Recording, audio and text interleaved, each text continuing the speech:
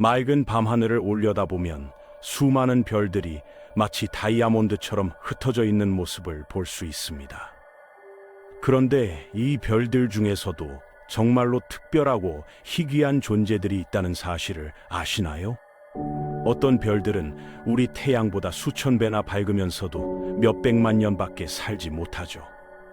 또 어떤 별들은 130억 년이 넘는 세월 동안 조용히 빛을 발하면서 우주의 비밀을 간직하고 있습니다.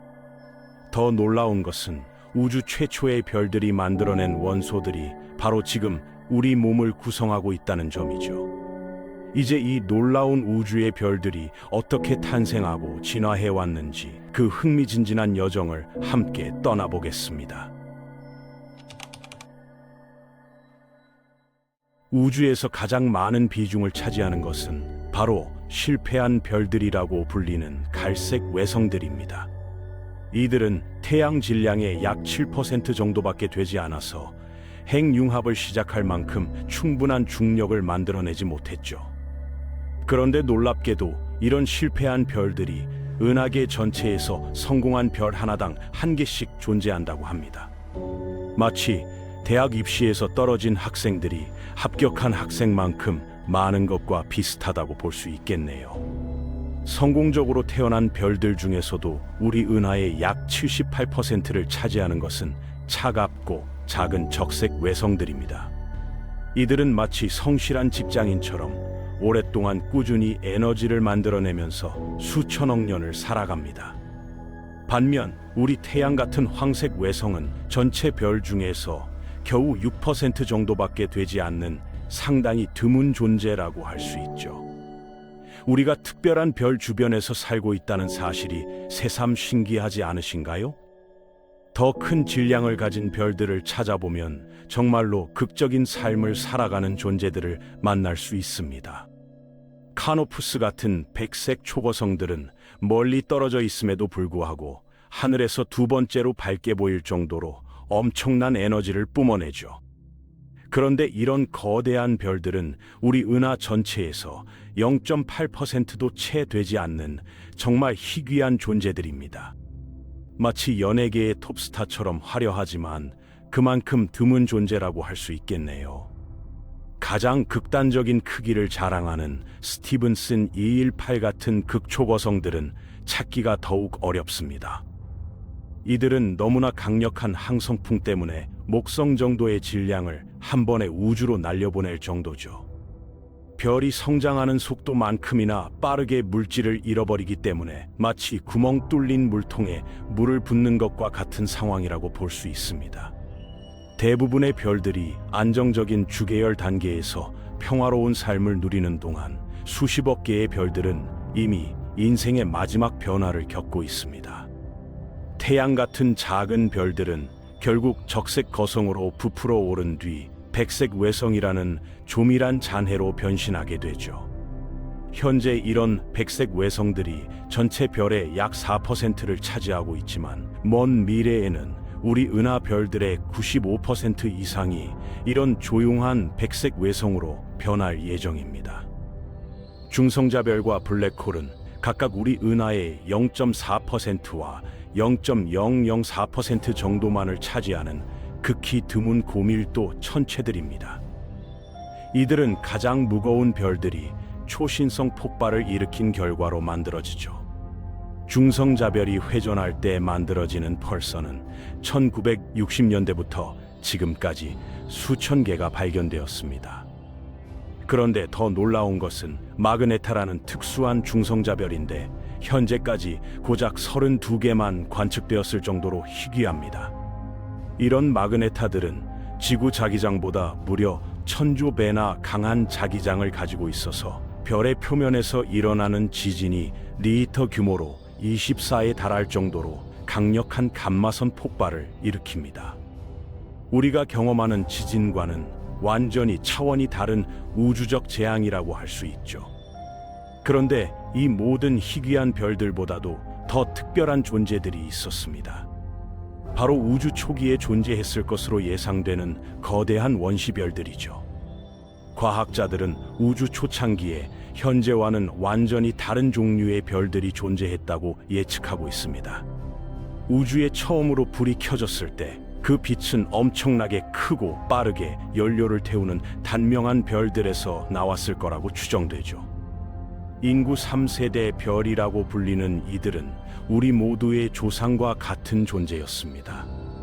혹시 우주 어딘가 어둠 속에 아직도 남아있는 이런 최초의 별들이 있을까요? 2022년에 존스 호킨스 대학교의 천문학자 팀이 허블 우주망원경 이미지를 분석하던 중 놀라운 발견을 했습니다. 가장 초기 은하들을 관찰하다가 예상치 못한 것을 발견한 것이죠. 허블 망원경은 가까운 은하들의 아름다운 세부 모습들을 선명하게 보여줍니다. 별들이 탄생하고 은하들이 충돌하는 화려한 풍차 모양의 은하들 말이죠. 하지만 더 멀리, 즉 더 과거로 시선을 돌리면 이미지들은 점점 흐릿해지고 형태를 알아보기 힘든 색깔 얼룩들로 변해갑니다. 그런데 과학자들이 이런 먼 은하 중 하나를 자세히 들여다봤을 때 거의 형태를 알 수 없는 배경에서 선명하게 구분되는 하나의 별을 발견했습니다. 이 별은 마치 돋보기로 정렬된 것처럼 보였는데 고대 영어로 새벽별이라는 뜻의 에렌델이라고 명명되었습니다. 빅뱅 이후 9억 년 이내에 태어난 것으로 계산되었죠. 표면 온도가 약 18,000켈빈으로 추정되는 이 별은 태양 질량의 45에서 90배 정도로 우리 태양보다 거의 3배나 뜨거운 온도를 자랑합니다. 일반적으로는 그렇게 멀리 떨어진 별을 볼 수 없지만 이번에는 운 좋게도 우주의 돋보기와 우연히 정렬되었기 때문에 관측이 가능했습니다. 중력 렌즈라고 불리는 이 현상은 거대한 은하단의 엄청난 중력이 배경별에서 나오는 빛을 돋보기처럼 휘게 만들어서 확대시키는 효과입니다. 전경에 있는 은하단 뒤에 숨겨져 있을 별들과 은하들의 빛이 클러스터 주위로 투영되면서 확대되는 것이죠. 천문학자들은 이런 중력 렌즈 효과를 활용해서 너무 어둡거나 멀리 있는 천체들을 관측하지만 물론 우리가 무엇을 확대할지는 선택할 수 없습니다. 모든 것이 운에 달려 있고 하나의 별이 렌즈의 초점과 정확하게 정렬될 확률은 놀라울 정도로 낮죠. 에렌델의 경우 은하단이 모은하를 확대하고 왜곡시켜서 강한 렌즈 효과의 전형적인 호 모양을 만들어냈고 그 이미지는 주변 은하의 모든 별들보다 더 크고 밝게 보이도록 1000배나 증강되었습니다. 사실 이것은 새로운 현상이 아니었습니다. 아인슈타인이 20세기 초에 이미 예측했던 것이죠. 하지만 에렌델에서 천문학자들을 충격에 빠뜨린 것은 다른 특징이었습니다. 바로 빛의 색깔이 독특했던 것입니다. 광원이 우리에게서 멀어질 때 우주 팽창으로 인해 빛은 스펙트럼에서 더 긴 파장으로 이동하게 됩니다. 우리가 관측하는 빛은 낮은 에너지의 적색 편의를 보여주죠. 시공간의 팽창은 더 멀리 있는 은하들이 우리에게서 더 빠른 속도로 멀어지게 만들고 따라서 가장 먼 은하들에서 더 큰 적색 편의를 볼 수 있습니다. 에렌델의 빛은 실제로 매우 붉어서 엄청난 거리에 있음을 보여줍니다. 이 별에서 온 빛이 우리에게 도달하는데 129억 년이나 걸렸으니까요. 첫 번째 별들의 시대에 가까운 이 에렌델은 빛이 은하계를 가로질러 우리에게 오는 동안 이미 더 이상 존재하지 않을 가능성이 높습니다.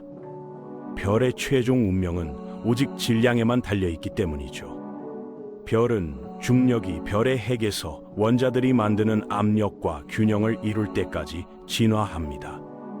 핵에서는 엄청난 중력 압력 하에서 수소가 헬륨으로 융합되면서 에너지와 열을 방출하여 안쪽으로 향하는 중력과 균형을 이루죠.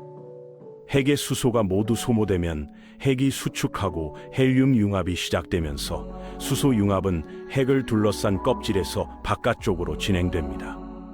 태양 질량의 7배 미만인 별들의 경우 별의 바깥층이 수축하는 핵과 균형을 이루기 위해 팽창하면서 적색 거성이 됩니다.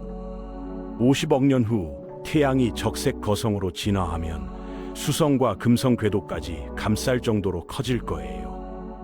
이런 작은 별들은 은하수 항성 인구의 95%를 차지하는데 핵의 온도가 탄소를 융합시키기에는 충분하지 않아서 불활성 탄소 핵이 형성됩니다.